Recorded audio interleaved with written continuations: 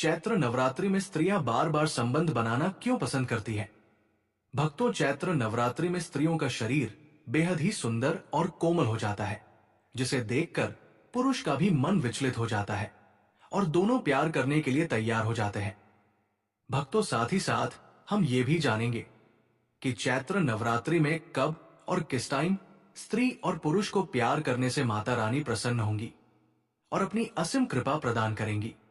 भक्तों, आप सभी को आने वाली नवरात्रि यानी कि चैत्र नवरात्रि की हार्दिक शुभकामनाएं।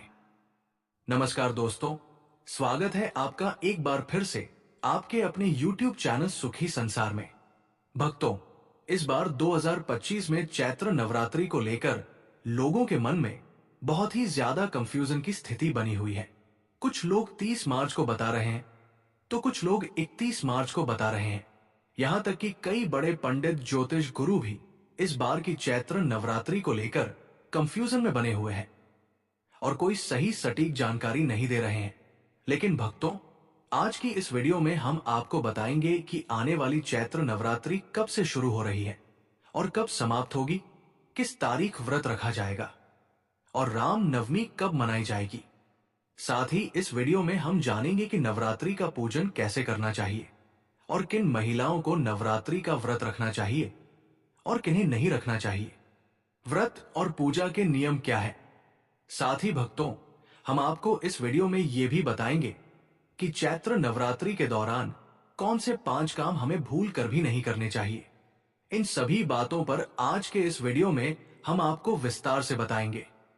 ये वीडियो आपके लिए बहुत ही ज्ञानवर्धक साबित होने वाली है, इसलिए इसे अंत तक जरूर देखें और कमेंट बॉक्स में जय माता दी अवश्य लिख दें। चैत्र नवरात्रि पावन पर्व फाल्गुन मास के समाप्त होते ही शुरू हो जाता है। होलिका दहन के बाद चैत्र मास का आरंभ होता है और इसी के साथ हिंदू नव वर्ष भी शुरू होता है। हिंदू पंचांग के अनुसार चैत्र नवरात्रि बहुत महत्वपूर्ण होती है। इसी समय देवी दुर्गा के 9 रूपों की पूजा की जाती है।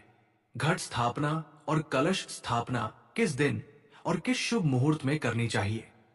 अखंड ज्योत जलाने का सही तरीका क्या है। पूजा विधि और मंत्र कौन कौन से हैं। इन सभी महत्वपूर्ण विषयों पर इस वीडियो में जानकारी दी जाएगी, इसीलिए आप वीडियो को पूरा ही देखें, आधा अधूरा ना देखें। कई लोग होते हैं जो वीडियो को बीच बीच से देखते हैं, काट काट कर देखते हैं और फिर ऐसे व्यक्ति को जीवन में कभी सफलता हासिल भी नहीं हो सकती। इसलिए वीडियो को आधा अधूरा छोड़कर ना जाए, आप वीडियो को पूरा ही देखा करें। भक्तों, चैत्र नवरात्रि में माता रानी की आराधना करने से सभी दुख और संकट समाप्त हो जाते हैं। कुछ लोग पूरे 9 दिन व्रत रखते हैं, जबकि कुछ पहले और आखिरी दिन उपवास रखते हैं। हर किसी की अपनी अलग अलग मान्यताएं होती हैं और हर उपासना का अपना महत्व होता है। बहुत से लोग जानते होंगे कि एक साल में 4 नवरात्रि होती है, 2 गुप्त नवरात्रि और 2 सार्वजनिक रूप से मनाई जाने वाली नवरात्रि। चैत्र और शारदीय नवरात्रि को विशेष रूप से मनाया जाता है, जबकि गुप्त नवरात्रि साधकों के लिए अधिक महत्वपूर्ण होती है। हम आपको जो भी जानकारी दे रहे हैं वो शास्त्रों और पंचांग पर आधारित होती है।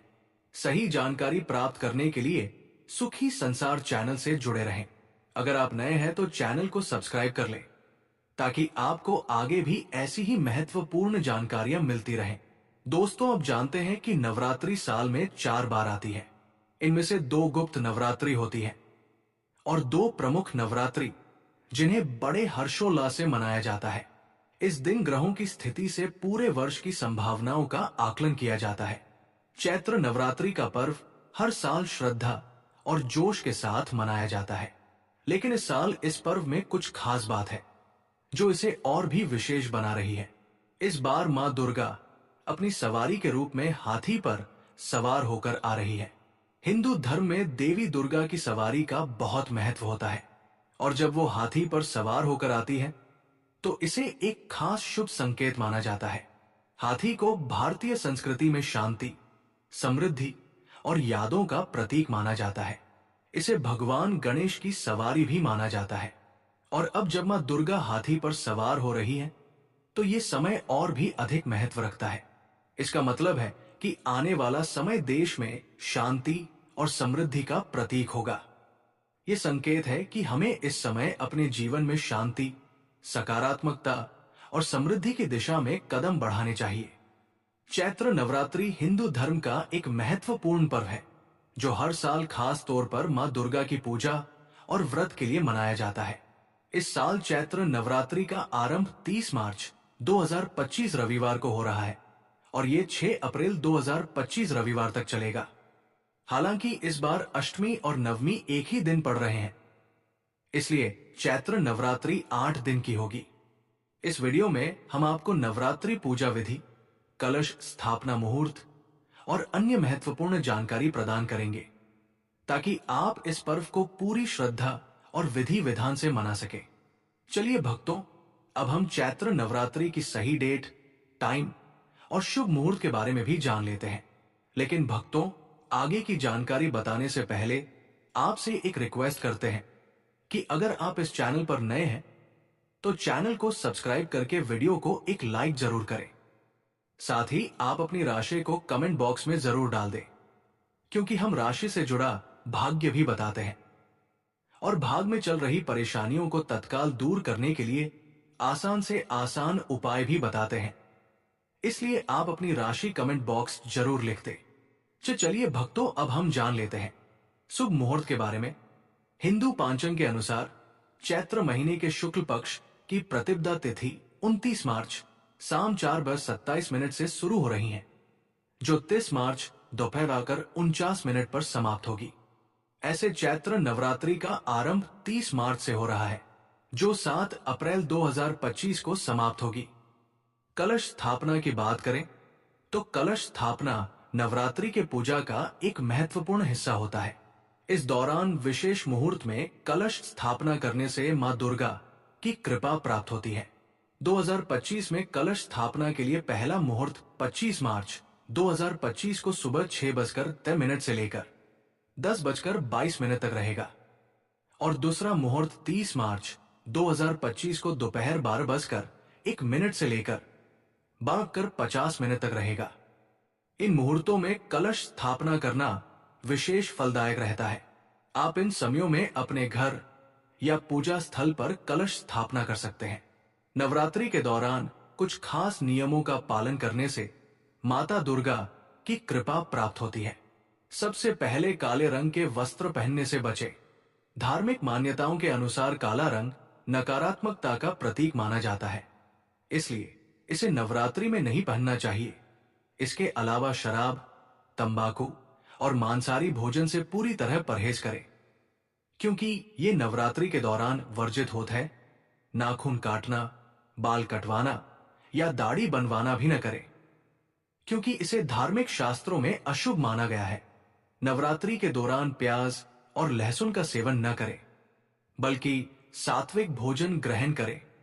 साथ ही ब्रह्मचर्य का पालन करें और हर दिन देवी दुर्गा के अलग अलग स्वरूपों की पूजा करें। दुर्गा सप्तशती का पाठ भी करें। इन नियमों का पालन करने से ना तो केवल व्रत का फल शुभ होता है, बल्कि घर में सुख, समृद्धि और खुशहाली बनी रहती है। अगर आप ये नियम सही तरीके से पालन करते हैं तो नवरात्रि का व्रत आपके लिए बेहद फलदायी होगा और माता दुर्गा की विशेष कृपा आप पर बनी रहेगी। चलिए भक्तों, अब हम कलश स्थापना की विधि के बारे में आपको जानकारी दे देते हैं, ताकि आप कलश स्थापना की प्रक्रिया को जान सकें। नवरात्रि के पहले दिन सबसे पहले देवी देवताओं का आह्वान करें। इसके बाद एक मिट्टी के बड़े पात्र में मिट्टी भरें और उसमें ज्वार का बीज भरें। अब थोड़ा सा पानी छिड़क कर मिट्टी का नम करें, ताकि बीज अच्छे से उग सके। उसके बाद एक गंगा जल से भरा हुआ कलश लें और उसमें सुपारी, दूर्वा घास, अक्षत और सिक्का डालें। फिर कलश के ऊपर मौली बांधें। अब कलश के किनारों पर आम के 5 पत्ते रखें और उसके बाद कलश को ढक्कन से ढक दें। अब एक नारियल लें और उसे लाल कपड़े या चुनरी से लपेटें। नारियल पर भी मौली बांधें। पूरी विधि के लिए सबसे पहले भूमि को अच्छी तरह से साफ कर लें। फिर ज्वारे वाले पात्र को रखें, उसके ऊपर कलश स्थापित करें और फिर कलश के ढक्कन पर नारियल रख दें।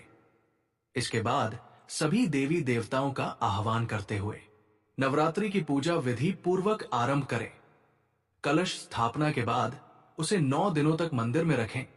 हर दिन सुबह और शाम कलश में पानी डालते रहें ताकि जवारे अच्छे से बढ़ सकें और पूजा की पूरी प्रक्रिया विधिवत पूरी हो। इस प्रकार श्रद्धा और विश्वास के साथ कलश स्थापना करने से घर में सुख समृद्धि और आशीर्वाद का वास होता है। चलिए भक्तों, अब हम जान लेते हैं कि नवरात्रि में 9 दिन माता रानी की पूजा कैसे करनी है। नवरात्रि के दौरान माता रानी की पूजा करने के लिए यदि आपके पास समय कम है और आप सरल विधि से पूजा करना चाहते हैं तो ये तरीका आपके लिए बेहतरीन रहेगा।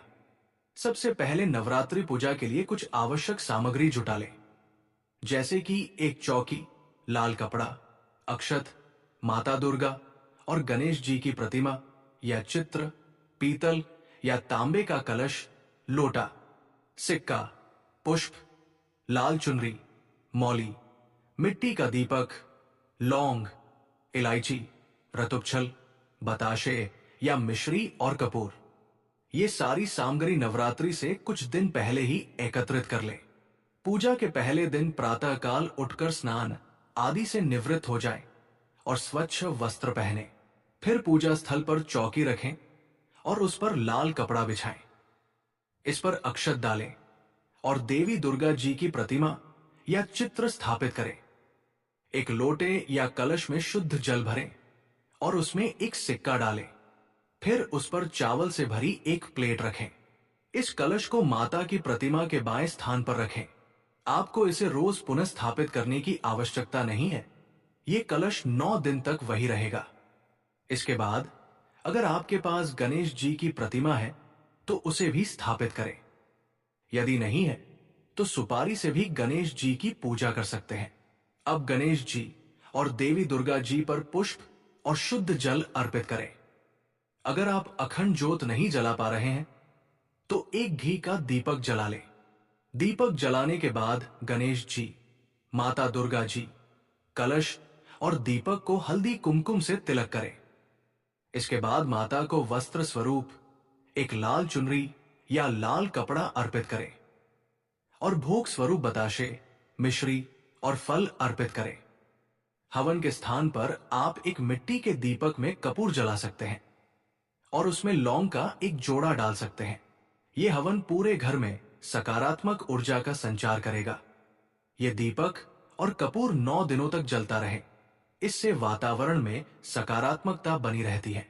अगर आप कन्या पूजन नहीं कर पा रहे हैं तो आप घर पर छोटी कन्याओं को बुलाकर उन्हें फल, प्रसाद, मिठाई या दही जलेबी भी खिला सकते हैं और श्रद्धा अनुसार दान दक्षिणा भी दे सकते हैं।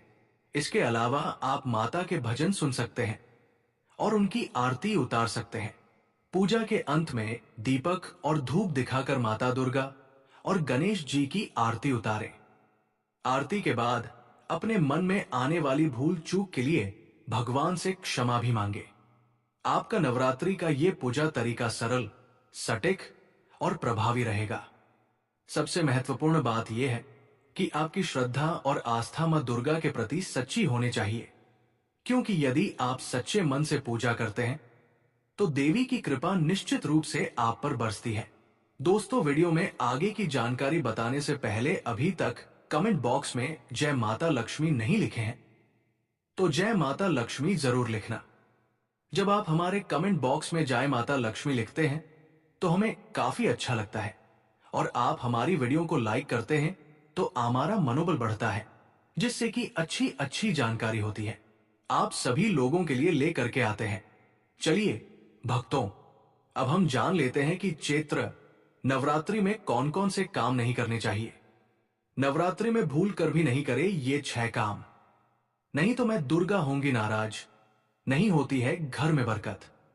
भक्तों, चैत्र नवरात्रि का पावन पर्व आ चुका है, जो सिर्फ पूजा और भक्ति का समय नहीं बल्कि संयम और आत्मनिर्भरता का भी समय है।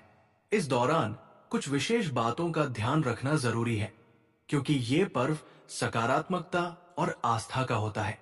अगर आप नवरात्रि के 9 दिनों में मां दुर्गा की कृपा चाहते हैं और घर में सुख समृद्धि बनाए रखना चाहते हैं तो इन 6 बातों का पालन जरूर करें।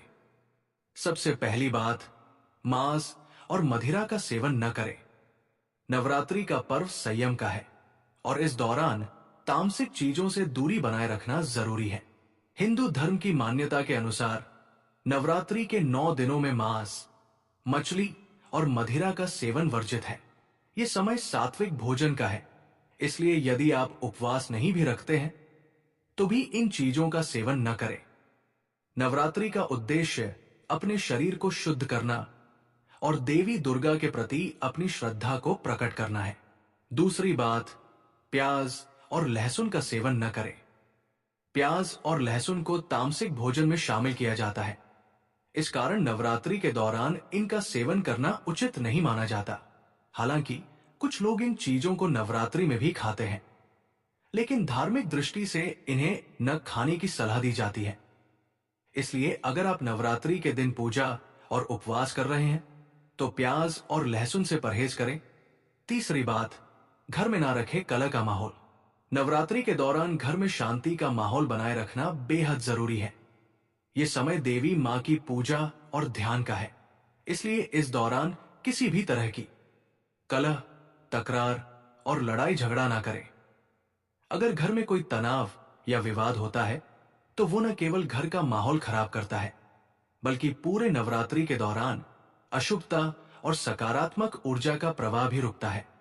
इसके अलावा नवरात्रि के दौरान किसी के लिए भी अपशब्दों का प्रयोग न करें, क्योंकि इससे घर में नकारात्मकता आती है और त्योहार की खुशियां फीकी पड़ सकती है। भक्तों, अब चौथी बात, बड़ों का अपमान न करें। जो घर में अपने बड़े बुजुर्गों का अपमान करता है, वहां कभी भी सुख और समृद्धि का वास नहीं होता। नवरात्रि के दौरान तो बड़ों का सम्मान और उनकी आशीर्वाद और भी महत्वपूर्ण हो जाता है। धर्म हमें यही सिखाता है कि हमें हमेशा अपने से बड़े लोगों का आदर करना चाहिए, उनकी बातों का सम्मान करना चाहिए। बड़ों के आशीर्वाद से घर में बरकत आती है और मां दुर्गा की कृपा बनी रहती है। इसलिए नवरात्रि के दौरान किसी भी हाल में अपने से बड़ों का अपमान न करें। पांचवी बात, नवरात्रि का पर्व सिर्फ भक्ति का ही नहीं बल्कि संयम का भी पर्व है। इस दौरान शारीरिक और मानसिक दोनों प्रकार के संयम का पालन करना जरूरी है। शारीरिक संयम का मतलब है कि इस समय फिजिकल रिलेशन से बचे और किसी बल गतिविधि से दूर रहें। मानसिक संयम का अर्थ है कि अपने सोच को सकारात्मक रखें, ध्यान और साधना में मन लगाएं। नवरात्रि के दौरान अपने शरीर और मानसिक स्थिति को शुद्ध रखना अत्यंत महत्वपूर्ण है। अगर आप नवरात्रि के दौरान इन 5 महत्वपूर्ण नियमों का पालन करते हैं तो आप निश्चित रूप से मां दुर्गा की कृपा प्राप्त कर सकते हैं। इन नियमों के पालन से घर में सुख समृद्धि का वास होगा और नवरात्रि के इस पवित्र पर्व का सही मायने में लाभ होगा। ध्यान रखें, नवरात्रि का पर्व संयम, आस्था और सकारात्मकता होता है। इसलिए इन छोटी छोटी बातों का ध्यान रखना आपके लिए बेहद ही फायदेमंद साबित होगा। भक्तों, अगर आपको यह वीडियो पसंद आई हो तो इस वीडियो को एक लाइक करके कमेंट में जय मां लक्ष्मी जरूर लिखें। साथ ही साथ हमारे चैनल सुखी संसार को सब्सक्राइब जरूर करें। धन्यवाद। भक्तों, चैत्र नवरात्रि में स्त्री का कौन सा चीज बार बार लेने से धन की प्राप्ति होती है? भक्तों, स्वयं माता रानी ने इन चीजों के बारे में बताया है कि अगर कोई भी पुरुष चैत्र नवरात्रि में अपनी पत्नी की इन चीजों खूब लेता है, बार बार लेता है, तो उसे करोड़पति बनने से कोई नहीं रोक सकता। उसके घर साक्षात माता रानी का वास होता है और आपकी जो भी मनोकामनाएं हैं वो सारी मनोकामनाएं माता इन 9 दिनों में पूरा करके ही आपके घर से विदा होती है। भक्तों, अगर आप भी करोड़पति बनना चाहते हैं तो अपनी पत्नी की इन चीजों को लेने से पहले चैत्र नवरात्रि के पहले दिन ये 5 कार्य जरूर ही कर लेना है। फिर आपको अपनी पत्नी की उस चीज को खूब दबा कर लेना है। भक्तों, अगर आप इन उपायों को अपना लेते हैं तो मैं माता रानी की कसम खाकर कहता हूं कि रातों रात आपकी चमक जाएगी किस्मत, बन जाओगे धनवान। नमस्कार भक्तों, स्वागत है आपका एक और नई वीडियो के साथ सुखी संसार चैनल में। भक्तों, आप सभी को चैत्र नवरात्रि की ढेर सारी शुभकामनाएं। नवरात्रि आने में अब कुछ ही दिन दूर रह गए हैं। भक्तों, आज हम आपको इस वीडियो में चैत्र नवरात्रि आने से पहले 5 कार्य ऐसे बताएंगे। अगर आपने वो 5 कार्य नवरात्रि के पहले दिन कर लिए तो आपकी जन्मों जन्मांतर की गरीबी दूर हो जाएगी और माता आपसे प्रसन्न हो जाएगी। आपकी जो भी पूजा पाठ है, व्रत है, वो संपूर्ण हो जाएगा। माता 9 के 9 दिन आपके घर में वास करेगी और जो भी इच्छा आप माता से मांगोगे वो शीघ्र ही पूर्ण हो जाएगी। यूं कहें कि 9 दिन में ही पूर्ण हो जाएगी। तो वीडियो के लास्ट तक बने रहना, क्योंकि बहुत ही लाभदायक वीडियो होने वाला है आपके लिए। तो चैत्र नवरात्रि के दिनों में मां को शीघ्र प्रसन्न करने के लिए आपको इन 9 बातों का ध्यान जरूर रखना चाहिए। तो भक्तों, आपसे निवेदन है कि वीडियो को पूरा जरूर देख लीजिए और अगर आपको आज की वीडियो अच्छी लगे तो वीडियो को लाइक जरूर करें।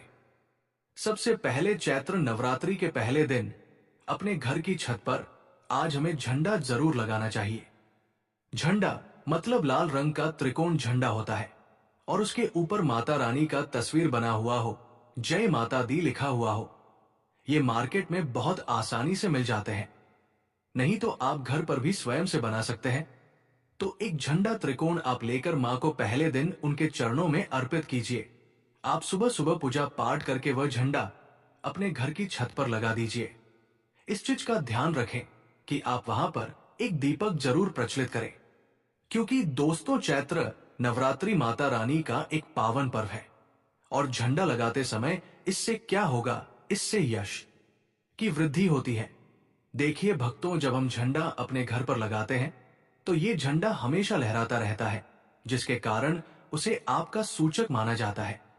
झंडा से आपको जीवन में सफलता की प्राप्ति होगी, यश की प्राप्ति होगी, मान प्रतिष्ठा की प्राप्ति होगी, समस्त प्रकार के सुखों की प्राप्ति होगी और मान सम्मान, सुख, समृद्धि तथा धन की वृद्धि होगी। नवरात्रि के पहले दिन आपको अपने घर के ईशान कोण में लाल रंग का झंडा अवश्य ही लगाना चाहिए। लाल रंग का झंडा माता को अत्यंत प्रिय है। लाल रंग का झंडा माता रानी का ही प्रतीक है, इसलिए आपको लाल रंग का झंडा अवश्य ही लगा लेना है। इसके बाद आपको मंदिर की अच्छी तरह से साफ सफाई करनी चाहिए और कलर करना चाहिए। कलर आप पेंट या चुना से भी कर सकते हैं। कुछ लोग होते हैं जो नवरात्रि में सुंदर कांड करते हैं। माता के लिए आप पहले दिन कांड कर सकते हैं। भक्तों, अगला जो कार्य है नवरात्रि में पहले दिन आपको जरूर करना है, वो है घर के मुख्य द्वार पर तोरण लगाना। तोरण क्या होता है? देखिए, आम के पत्ते लीजिए। जब हम पंच पल्लव के लिए भी आम का पत्ता लेते हैं, वही आम का पत्ता चाहिए हमें और थोड़ा सा अधिक मात्रा में आप लेकर आइए। उसे साफ पानी से धो लीजिए। धोने के पेंट के ऊपर आपको श्री लिखना है और जितना भी बड़ा आपका मुख्य द्वार हो उसके एक सिरे से दूसरे तक एक धागा लेना है। आप यहां पर लाल धागा ले सकते हैं, पीला धागा ले सकते हैं। इस प्रकार से किसी भी रंग का धागा लेकर आप इन सभी पत्तों को एक माला के स्वरूप में बना लीजिए और उसके बाद इसे अपने घर के मुख्य द्वार पर लगा दीजिए। भक्तों, पत्तों पर श्री कुमकुम से लिख दीजिए या हल्दी से लिख दीजिए। भक्तों, अगर आप कहीं पर तोरण लगा हुआ देखते हैं तो आपको क्या लगता है? पहले ही सूचना में यह लगता है कि इस घर में कोई शुभ या मांगलिक कार्य हुआ है और घर पर लगा हुआ तोरण, घर के मुख्य द्वार पर लगा हुआ तोरण आपके घर में सुभिता की सूचना देता है, मांगलिक कार्य की सूचना देता है। इस बात की सूचना देता है कि आपके घर में देवी विराजित है। यह बहुत महत्वपूर्ण होता है। किसी भी प्रकार के धार्मिक कार्यों में पूजा पाठ, भवन का निर्माण या कोई मुख्य हवन हो, इन सभी कार्यों में आम के पत्तों का बड़ा ही विशेष महत्व होता है। आम के पत्ते के बिना हर पूजा पाठ अधूरी मानी जाती है। कलश स्थापना में भी आम के पत्ते का सबसे विशेष महत्व होता है। इसलिए भक्तों, नवरात्रि के पहले दिन घर के मुख्य द्वार पर तोरण लगाने से बहुत ही शुभ फल भी हमें प्राप्त होता है। अगला कार्य है, तीसरा कार्य जो हमें नवरात्रि में जरूर करना चाहिए। भक्तों, वो कार्य है अखंड दीपक प्रज्वलित करना। देखिए, अगर घर में हम अखंड दीपक प्रज्वलित करते हैं तो अखंड दीपक प्रज्वलित करने से मन की कोई भी इच्छा हो, अगर आप सोचकर और मन में धारण करके अखंड दीपक प्रज्वलित करते हैं तो आपकी कामना बहुत शीघ्र पूर्ण होती है। लेकिन इसके अलावा दीपक इस बात का प्रतीक है कि आपके घर में किसी भी प्रकार की नकारात्मक ऊर्जा प्रवेश नहीं करेगी और मन से घर से हर तरह से नकारात्मक ऊर्जा को दूर करता है। इसलिए अखंड दीपक चित्र नवरात्रि में पहले दिन से लेकर नवमी तिथि तक प्रज्वलित किया जाता है, जिससे कि सुविधा का घर में वास हो, सकारात्मक ऊर्जा का घर में वास। जहां पर सकारात्मक ऊर्जा होती है वहां पर सुख समृद्धि धन वैभव की प्राप्ति होती है और भक्तों मां भगवती वहीं पर वास करती है जहां पर सकारात्मक ऊर्जा होती है। इसलिए हम घर के मुख्य द्वार पर तोरण लगा रहे हैं ताकि बाहर से या मुख्य द्वार से नकारात्मक ऊर्जा हमारे घर में प्रवेश ना करे। इसके अलावा जब हम दीपक प्रज्वलित कर रहे हैं तो हमारे विचारों में किसी प्रकार की नकारात्मक ऊर्जा न हो, इसके लिए हम प्रज्वलित कर रहे हैं। जब हम पूजा प्रार्थना कर रहे हैं, मंत्र जाप कर रहे हैं, निर्मित में उसे कृपाय किया जाता है। लेकिन अगर आप किसी भी कारणवश अखंड दीपक प्रज्वलित नहीं कर पाते हैं तो सुबह शाम दोनों समय जब मन की आराधना करें तब आपको शुद्ध घी का दीपक जरूर प्रज्वलित करना है और सुबह शाम दोनों समय अपने घर में लौंग और कपूर की आरती जरूर कीजिए, जिससे कि घर में नकारात्मक ऊर्जा न रहे और घर में सकारात्मक ऊर्जा का वास बना रहे। अगला जो कार्य है नवरात्रि में आपको जरूर करना चाहिए वो है कलश स्थापना। दीपक में एक और बात का ध्यान रखें, फिर हम कलश की स्थापना की बात करते हैं। दीपक में अगर आप घी का दीपक प्रज्वलित कर रहे हैं तो उसे आपको मां भगवती दुर्गा की मूर्ति के दाएं तरफ रखना होता है और अगर आप तेल का दीपक प्रज्वलित करते हैं तो मां भगवती दुर्गा के बाएं तरफ आपको तिल के तेल का दीपक रखें। जब भी आप तिल तेल या फिर घी का दीपक प्रज्वलित करते हैं तो उस स्थान पर रखना चाहिए। और अगला जो कार्य है घट स्थापना करना, यानी कलश की स्थापना करना, तीखी कलश की स्थापना। जब हम चैत्र नवरात्रि में कलश स्थापना करते हैं तो हम सभी देवी देवताओं का आवाहन करते हैं। सभी देवी देवताओं का पूजन मां भगवती के साथ ही हम प्रतिदिन करते हैं। इस तरफ 9 दिनों तक लगातार हम समस्त देवी देवताओं का पूजन करते हैं। घर में आवाहन करके विधि विद्वान से विशेष रूप से हम उनकी आराधना करते हैं, क्योंकि जब हम मां का पूजन करते हैं तो पहले हम कलश का पूजन करते हैं। धूप दीप नैवेद्य चिज सब हम विधि विद्वान मां को अर्पित करते हैं और इसके साथ कलश को भी हम इसी प्रकार से करते हैं। तो सभी देवी देवताओं की विशेष पूजा हम 9 दिनों तक कर रहे हैं, तो हमारे जीवन में किसी भी प्रकार की कोई बाधा नहीं होती है और कोई भी हमारे विशेष कामना हो तो अवश्य पूर्ण होती है। तो कलश की स्थापना हमें जरूर करनी चाहिए। अगर संभव हो तो नवरात्रि के प्रथम दिन जो अगला जरूरी काम हमें करना है वो है जवारे होना, यानी कि सप्त धान्य बोना, जो कि हम मिट्टी में थोड़े से जो जव होते हैं जो कि हरे हो जाते हैं। बहुत सी ऐसी जव अंकुरित हो जाते हैं और ये शीघ्र ही अंकुरित तब होते हैं जब हमारे घर में अन्य होते हैं, तो ये इस बात की सूचना देते हैं कि हमारे घर में सुख समृद्धि आने वाली है। हमारे घर में मां भगवती विराजित हो चुकी है और घर में सुख समृद्धि धन वैभव सभी प्रकार की जो सुविधा है उसका आशीर्वाद हमेशा दे रही है। तो घर में अगर आप जब होते हैं और सप्त धान्य बोते हैं तो बहुत ही श्रेष्ठ माना जाता है। भक्तों, नवरात्रि के प्रथम दिन हमें जरूर ये करना चाहिए।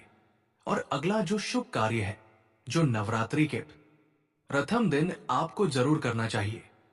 वैसे तो बहुत से नवरात्रि के पूरे 9 दिनों तक व्रत धारण करते हैं। बहुत से भक्त जल पीकर या फिर फलाहार के द्वारा इस व्रत को धारण करते हैं। लेकिन अगर आप पूरे नवरात्रि व्रत धारण नहीं करते हैं तो नवरात्रि के प्रथम दिन आपको व्रत धारण जरूर करना चाहिए।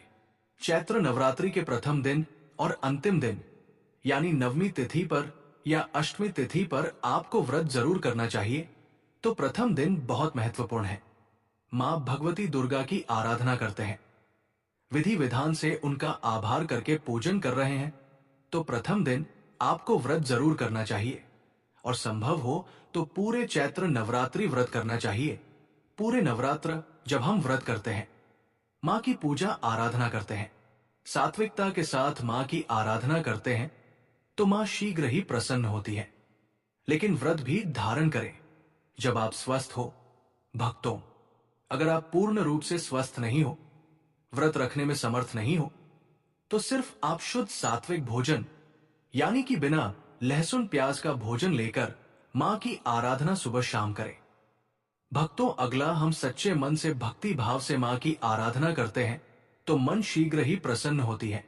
अगर व्रत धारण का या व्रत रखने का आपको शक्ति या समर्थ शारीरिक रूप से नहीं है तो आपको व्रत नहीं रखना चाहिए। लेकिन अगर संभव हो तो पहले दिन फलाहार के द्वारा व्रत धारण जरूर कीजिए। अगला जो जरूरी कार्य है, जो नवरात्र में आपको जरूर करना है, घर के मुख्य द्वार पर दोनों तरफ स्वास्तिक का चिन्ह जरूर बनाएं, जिससे कि किसी भी प्रकार की नकारात्मक ऊर्जा हमारे घर में प्रवेश न करे। इसके अलावा जब हम दीपक प्रज्वलित कर रहे हैं तो हमारे विचारों में किसी भी प्रकार की नकारात्मक ऊर्जा ना हो। जब हम पूजा प्रार्थना कर रहे हैं, मंत्र जाप कर रहे हैं, निर्विघ्न उसे हम पूर्ण कर पाए, इसके लिए अखंड दीपक प्रज्वलित किया जाता है। लेकिन अगर आप किसी भी कारण वश अखंड दीपक प्रज्वलित नहीं कर पाते हैं तो हम दोनों समय जब मां की आराधना करें तब आपको शुद्ध घी का दीपक जरूर प्रज्वलित करना है और सुबह शाम दोनों समय अपने घर में लौंग और कपूर की आरती जरूर कीजिए, जिससे कि घर में नकारात्मक ऊर्जा न रहे और घर में सकारात्मक ऊर्जा का वास बना रहे। अगला जो कार्य है नवरात्र में आपको जरूर करना चाहिए, वो कलश स्थापना की बात करते हैं। दीपक में अगर आप घी का दीपक प्रज्वलित कर रहे हैं तो उसे आपको मां भगवती दुर्गा की मूर्ति के दाएं तरफ रखना होता है, और यदि आप तेल का दीपक प्रज्वलित करते हैं तो मां भगवती दुर्गा के बाईं तरफ आपको तेल का दीपक रखना चाहिए। तो इस प्रकार से दीपक का आप ध्यान रखें। जब भी आप तिल तेल या फिर घी का दीपक प्रज्वलित करें तो उसे सही स्थान पर रखना चाहिए। और अगला जो कार्य है घट स्थापना करना यानी कि कलश का स्थापना करना। नवरात्रि में जब हम तीखी कलश का स्थापना करते हैं तो कलश में हम सभी देवी देवताओं का आवाहन करते हैं। सभी देवी देवताओं का पूजन मां भगवती के साथ ही हम प्रतिदिन करते हैं। इस प्रकार जब हम 9 दिनों तक सभी देवी देवताओं का पूजन करते हैं, घर में आवाहन करके विधि विधान से विशेष रूप से हम उनकी आराधना करते हैं। क्योंकि जब हम मां का पूजन करते हैं तो पहले हम कलश का पूजन करते हैं। विधि विधान से धूप दीप नैवेद्य चीज हम मां को अर्पित करते हैं और इसके साथ ही कलश को भी हम इसी प्रकार से अर्पित करते हैं। यदि हम सभी देवी देवताओं की विशेष पूजा 9 दिनों तक करते हैं तो हमारे जीवन में किसी भी प्रकार की कोई बाधा नहीं होती है और कोई भी हमारा विशेष मनोकामना हो तो अवश्य पूर्ण होती है। तो कलश की स्थापना हमें जरूर करनी चाहिए। भक्तों, आपको यह जानकारी कैसी लगी? अगर आपको यह जानकारी अच्छी लगी हो तो इस वीडियो को एक लाइक करके कमेंट में जय मां लक्ष्मी जरूर लिखें। साथ ही साथ हमारे चैनल सुखी संसार को सब्सक्राइब जरूर करें। धन्यवाद।